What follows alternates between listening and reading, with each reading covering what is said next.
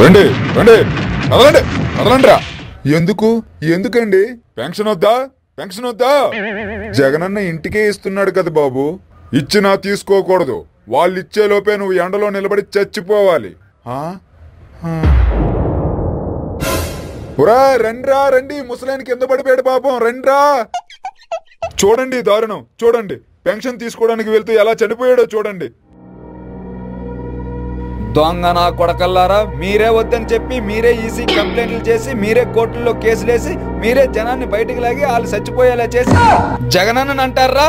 నా కొడకల్లారా, కుమ్మన్ రాయల్ని.